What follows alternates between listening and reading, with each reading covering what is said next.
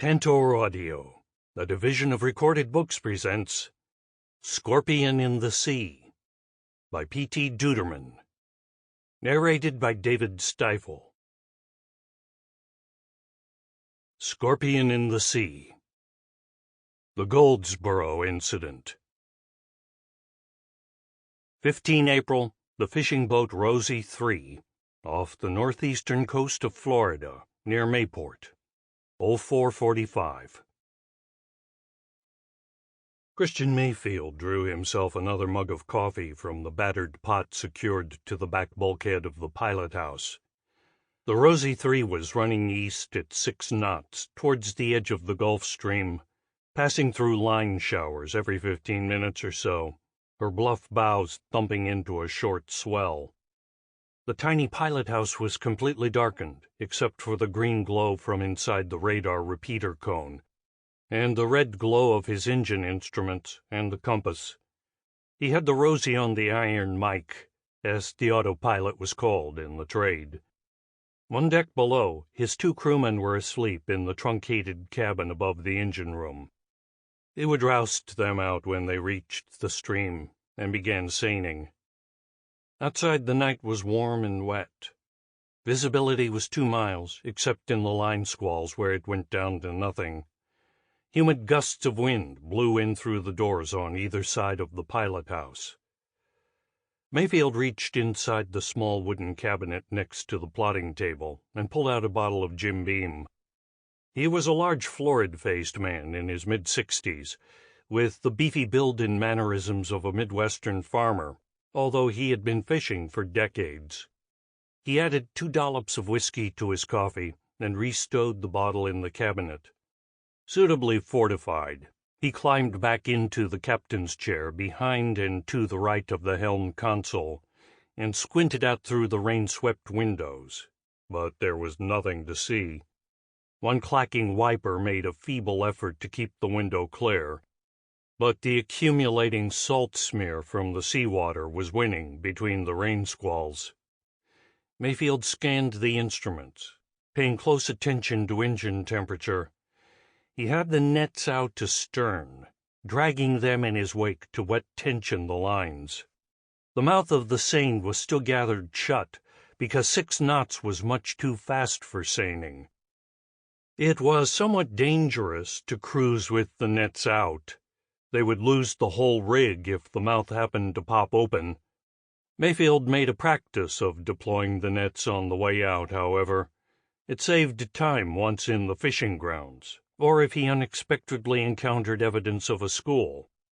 He could slow to trawl speed, pull a releasing wire, and the huge net would open like the giant maw it was, without ever having to stop the boat. He scanned the relative wind dials. Broad on the starboard bow at 16 knots. Means we got beam wind coming out of these squalls, he thought. To confirm this, he swung around in the chair, punched a button, and looked aft through the window in the back of the pilot-house. At the very stern, a small white light came on that illuminated the towing wire. A tough, plow-steel 1 3/4-inch tow cable.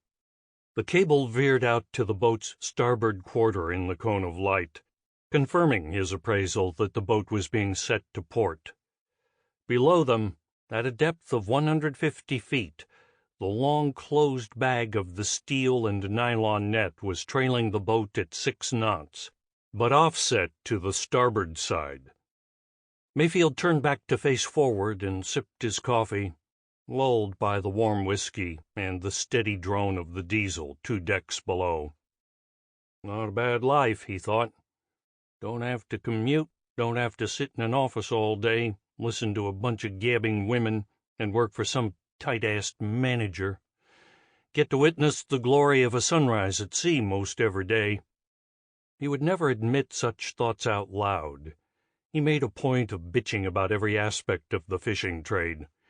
Secretly, he wanted to do nothing else until the day he died. He shifted in his chair to compensate for a slight heel to starboard on the boat. He glanced into the radar and saw the 2 blips about 8 miles ahead, with the fuzzy line of a rain squall between the Rosie 3 and them. He sat back in his chair and suddenly heard the engine begin to strain, the throaty roar of the diesel changing tone as it came under a sudden load.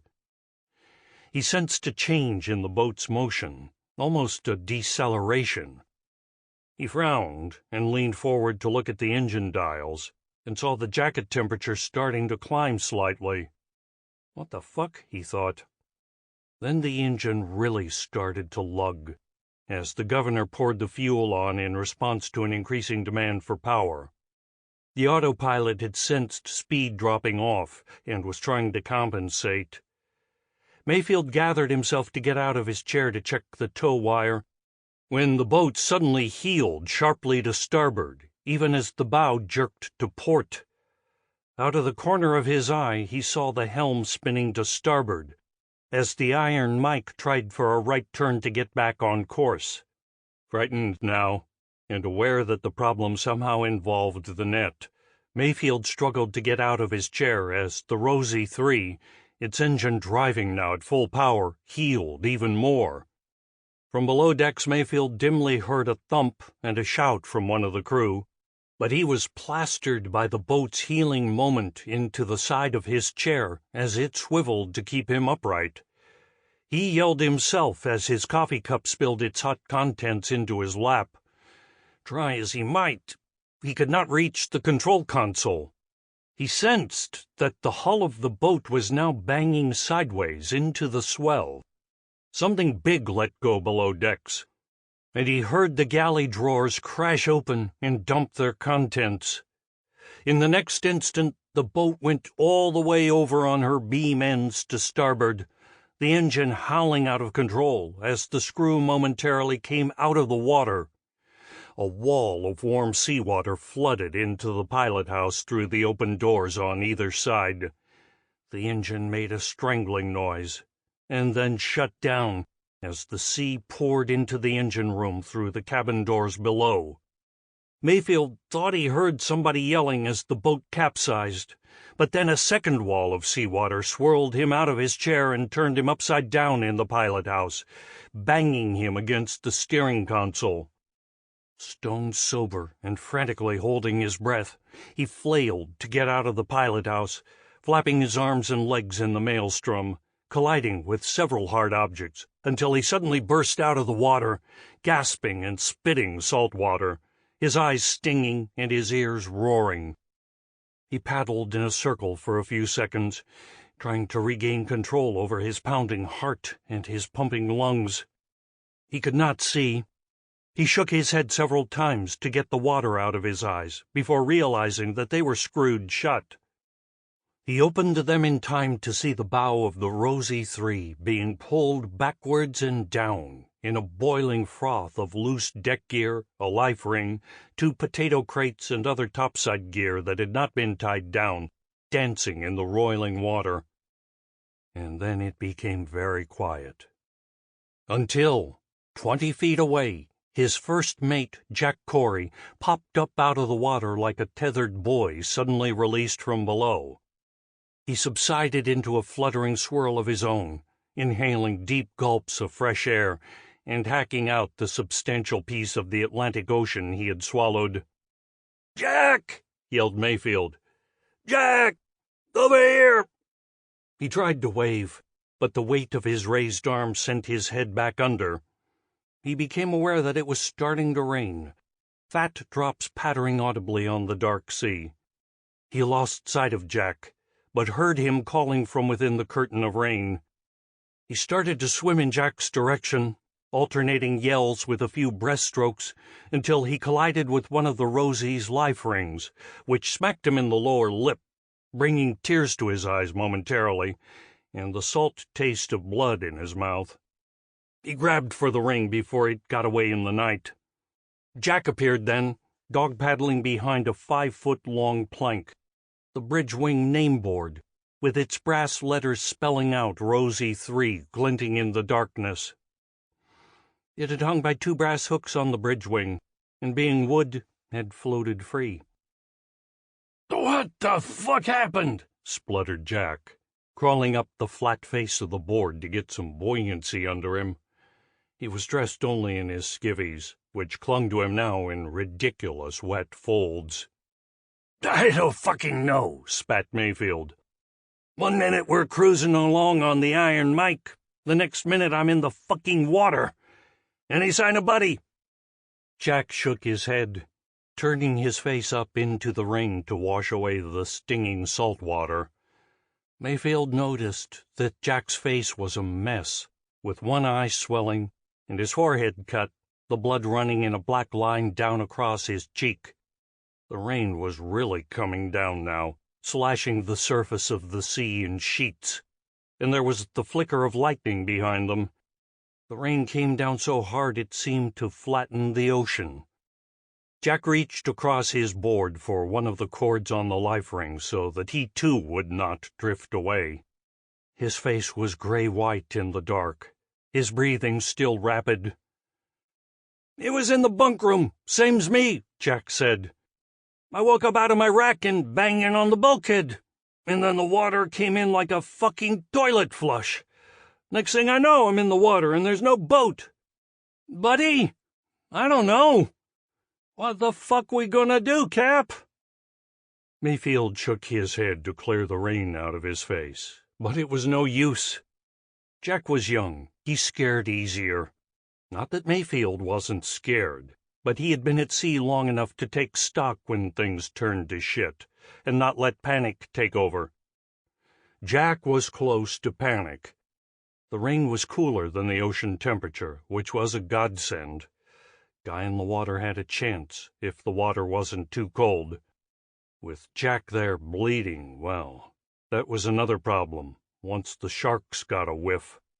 The fucking boat had gone down backwards, not sinking, but making sternway. He remembered that one clear point of reference in the 20 seconds it had taken for her to capsize. He pulled out a handkerchief from his clinging pants. He stuck one arm through the life ring and then tore the handkerchief in two, lengthwise. He whipped a quick square knot into 2 strips. "Lean forward. I gotta close up that cut on your head," he ordered. "What cut?" said Jack, his hand going up to his head, pulling away, covered in dark blood. "Oh, shit," he said softly. He brought his plank closer and bent his head down, almost into the water, while Mayfield tied the makeshift bandage on. The handkerchief was soaking wet, of course, but it might slow down the bleeding. Jack, a fisherman, did not have to be told that slowing down the bleeding was important. When he was finished, Mayfield held his watch up to his face and pushed the light button. An hour until sunrise. He could barely see Jack's face in the darkness. The rain continued to fall. The fucking boat had gone down making sternway. He was sure of it. He tried to see if he could spy the lights of the 2 contacts that had been east of them, but the rain blocked everything out. He hunkered down in his life ring and tried not to think about sharks and Jack's cut forehead. Chapter 1. 5 days earlier. 10 April. USS Goldsborough. DD 920. At sea. Mayport Fleet operating areas. The radio messenger came through the pilot-house door, blinking rapidly in the sudden blaze of sunlight reflecting off the polished bronze sea. "Officer of the deck," he called out, squinting hard. "OOD, aye," replied Lieutenant Junior Grade O'Connor from the port bridge wing. "Got a priority action, sir." The OOD came in from the bridge wing, pushed his dark glasses up onto his forehead, and took the steel message board. He scanned the top message briefly, initialed it, and then walked across the pilot-house where Commander Johnston Michael Montgomery was trying to stay awake in the warm morning sunshine. "Priority action, Captain," said O'Connor. "A little bit off the beaten path, too." The captain stretched and sat up in his bridge chair. The chair protested. Mike Montgomery was a large man, with an oversized, straight-nosed Nordic face, permanently ruddy complexioned from years at sea, with bushy white blonde eyebrows and a shock of blonde hair tinged with gray, brushed straight back from a wide forehead. He wore the regulation Navy at-sea working uniform of wash khaki trousers and short-sleeved khaki shirt, with the tarnished silver oak leaves of a commander, USN, pinned to the points of his shirt collar, and a gold Command at Sea star on his right shirt pocket. A pair of hand-tooled black leather sea boots rucked up the hem of his trousers. He had large hands and massively muscled forearms. The metal message board looked like a piece of paper in his hands. "Everything we do is a little bit off the beaten path, Tim. Let me see it." The captain's voice had a booming quality even when he was calm. He scanned the message. The rest of the bridge watch looked on with interest. The bosun mate of the watch tried to get the radio messenger to let him in on the message. The messenger, a radio man who considered himself superior to all bosun mates, ignored him. "Well, you're right, Timothy. This is indeed different. Get the XO up here, please. Quarter gasket." The quartermaster of the watch stepped forward from his chart table. "Aye, sir." "Plot this position, then give me a course at 18 knots. "Aye, aye, sir." The captain turned back around in his chair and reached for his lukewarm cup of coffee. Goddamn bosun mates were putting salt in it again. Somebody had to talk to them. He knew the bridge watch was dying to know what was going on. He would let them eavesdrop when the executive officer, Lieutenant Commander Ben Farmer, arrived. He leaned back in the bridge chair. Typical bullshit squirrel assignment for Goldsborough, he thought. The Coast Guard had forwarded a report from one of the Mayport fishermen claiming to have sighted a U-boat out on the edge of the Gulf Stream. Montgomery, a bachelor who lived in the fishing village of Mayport behind the Mayport naval base, knew most of the commercial fishermen personally. He could just see it. Some old fart like Christian Mayfield, stumbling out on deck in the morning twilight to piss over the side after a night-long session with Dr. James Beam, and shaking with the pre-dawn DTs, sees a frigging U-boat. Right. Thinks he's back on the convoys. Lucky he didn't fall over the side in the excitement. And now Goldsborough, the one antique steam-powered destroyer among all the new gas-turbine-powered frigates and destroyers in Mayport, would get to go out 100 miles to the Gulf Stream and look for a U-boat. He sighed noisily. This was the kind of operational assignment which tended to confirm his suspicion that his career, just like Goldsborough's, was drawing to a close. The executive officer appeared on the bridge from the doorway leading to CIC. Lieutenant Commander Ben Farmer was a chunky man, with a round face and a prematurely gray head of hair. "Yes, sir, Captain. Quartermaster called me and said we have to look for a submarine?" The bridge watch team members pricked up their ears while trying to appear as if they were not eavesdropping. "Yeah, XO. Another Weird Herald mission for the Goldie Maru." One of the shrimp boat's skippers called the Coast Guard on the marine radio. "Says he saw a U-boat. Gave a position. Group 12 wants it investigated." The exec scanned the message. "But this was, 24 hours ago," he complained. "Yesterday morning. That's a pretty big time late. We were supposed to go in tonight. 100 miles out, 100 miles back, and some search time. We're looking at another day in the op areas." "You broke the code, XO. I sensed the slick claws of J. Walker Martinson, Chief of Staff to the Lord High Admiral George T., behind this little trip." The quartermaster interrupted. "Sir, we need 085 to get to the original sighting posit." "Very well. Mr. O'Connor, 085 at 18 knots, please." "Aye, aye, sir." O'Connor gave the orders to the helm and lee helm. There was a jangle of engine-ordered telegraph bells, and moments later Goldsborough swung her aging 4,000 tons of steel around to the east and headed for the Gulf Stream. A light breeze began to stream through the pilot-house, rustling the charts on the chart table and stirring the general fug of cigarettes and stale coffee. The captain crumpled his paper coffee cup and pitched it through the bridge wing door over the side. "XO, make an announcement to the crew that we're going out to investigate an unidentified submarine sighting report, and that our return to port will probably be delayed until tomorrow." "Aye, aye, sir." Farmer stepped closer and said in a low voice, "Do you really believe that they saw a real submarine?" The captain shifted his large frame in the chair. "No, XO, I don't. And what's more, if Group 12 thought it was a real sighting, they wouldn't be sending us. They'd get one of the new Spruance-class guys underway, send a real ASW ship out to take a look. But what the hell? It beats boring holes in the ocean doing CIC non-maneuvering tracking exercises." The XO squinted at the message again. He needed glasses, but refused to get a pair. "Yes, sir. I guess so," he said. "We'll have to hold an ASW brief this afternoon, say 13:30. If we're going to do this thing, we'll need to post the blue and gold ASW teams. That's 4 on, 4 off watches until we give it up.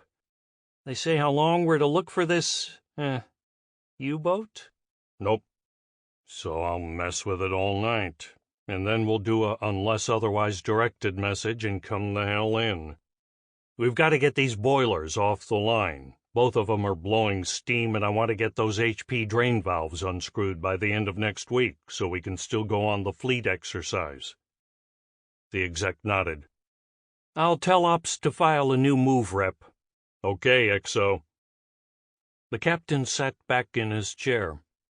The bridge cooled off noticeably as the ship picked up to 18 knots and headed seaward. The bridge watch talked quietly among themselves about the sudden ASW mission. The word quickly spread through the ship as the phone talkers chattered on their sound-powered telephones to the lookouts and the main engineering spaces. Mike Montgomery had been in command for almost 2 years. His selection for destroyer command had been exciting. His assignment to command Goldsborough had been something of a disappointment. Goldsborough was a 27-year-old all-gun destroyer, armed with 3 automatic 5-inch bore naval rifles, anti-submarine torpedoes, and even an ancient depth charge rack on the stern, courtesy of a senior admiral's pet project to get depth charges back into the fleet. She had 4 high-pressure steam boilers, which could drive her at 32 knots if everything in the main spaces stayed steam-tight, which rarely happened. From the waterline up, she presented the classic lines of a large modern destroyer, although her ability to defend herself against modern jet aircraft had long ago been eclipsed by high-performance anti-ship missiles. Her Achilles heel was the elderly steam propulsion plant, compounded by an aging hull. Most of her class had been decommissioned when maintenance costs had begun to overrun operational capability. Goldsborough was now the sole remaining steam-powered destroyer based at the Mayport Naval Base, surrounded by the newer gas turbine-driven Spruance-class destroyers, which at 8,000 tons were twice her size and 1/3 her age. Because of her age, Goldsborough had been taken off the deployment list, which meant that she did not go overseas with the carrier groups on their 6-month deployments anymore. She stayed home and took part in fleet exercises and other training evolutions in the waters off Florida and occasionally in the Caribbean. She had inherited the role of semi-permanent duty destroyer, which meant that she was on call for all sorts of pop-up missions, like this one. Mike had long ago realized that not being able to take his ship on deployment meant that he had become a marginal prospect for promotion to full captain, USN. The selection boards for captain paid a great deal of attention to fitness reports written by carrier battle group commanders on their destroyer skippers, especially during deployment operations overseas. On the other hand, Goldsborough was much sought after as an assignment by the enlisted men, whose promotions were dependent more on time in service and competitive examination than on deployments. For many, whose wives had found good jobs in the area, not having to go overseas for 6 months at a crack was as close as the enlisted could get to a homesteading situation and still be on regular sea duty. Duty on Goldsborough was pleasant enough. The base at Mayport, placed at the mouth of the St. Johns River near Jacksonville, Florida, was small enough to be friendly and personal. There were only 2 admirals, and one of those was usually deployed overseas. Career Navy men understood that the importance of petty regulations varied directly with the number and seniority of admirals present, and thus Mayport was a pleasantly laid-back naval station, especially when compared to the huge fleet operating bases up north in Charleston and Norfolk. "It'll take us until 15:30 to reach the datum, Captain," said the quartermaster, interrupting his reverie. He refocused on the submarine problem. "Very well. OOD, we'll have an all officers at 13:30 for ASW action brief. I'm going below." "Aye, aye, sir. I'll get the word passed." The captain stood down from his chair and stretched. The sea was absolutely flat calm, and its surface had gone from bronze to silvery gray in the haze of a typical late spring day off the Florida coast. In the distance, the surface of the sea was dotted with small fishing boats, cabin cruisers, and the occasional commercial fisherman or shrimper with nets over the side. On the horizon, one of the massive 60,000-ton Toyota car carriers was getting larger as she closed in on the entrance to the St. Johns River for the run up to the port of Jacksonville. Mike wondered at the thought of a fishing boat skipper seeing a U-boat.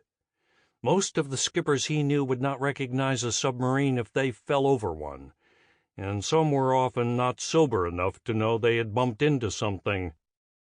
As a bachelor, he had spent enough evenings in the back bar at Hampton's Fish House with the fishermen to know something about their drinking habits. This was undoubtedly going to be a major waste of time. He let himself through the door at the back of the pilot house and headed below to his cabin. Chapter 2. Washington, D.C. The Defense Department Photo Analysis Center, 10 April. Mary Ann Winters was fuming. Her boss, Harry Johnson, had groped her again, and she was getting sick and tired of it.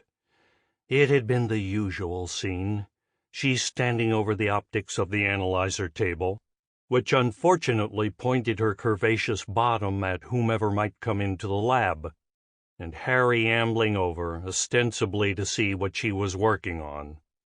Mary Ann was 26, single and shapely, and Harry always managed to stand close enough to brush her backside with his right hand when she was running the photo analyzer.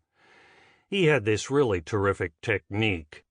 Bend over with her, let his hand wander, and breathe heavily near her left ear. Unfortunately, he was a smoker, and his breath stank of stale cigarette smoke. He undoubtedly thought he was being Mr. Cool. Mary Ann was ready to file a sexual harassment grievance against him with the Civil Service Board. Rhonda from the adjoining Central Files office had suggested that she try stepping back on his instep with her high heels, which was how Rhonda had cured Harry when he played touchy-feely with her. Mary Ann, however, was determined to inflict some real retaliation through civil service channels, if she could only find a way to prove it. Her boyfriend, who worked for the Naval Investigative Service, had suggested putting some purple hands powder on the back of her skirt. This, he explained, was the invisible stuff they used to sprinkle bait, such as... Sample complete. Ready to continue?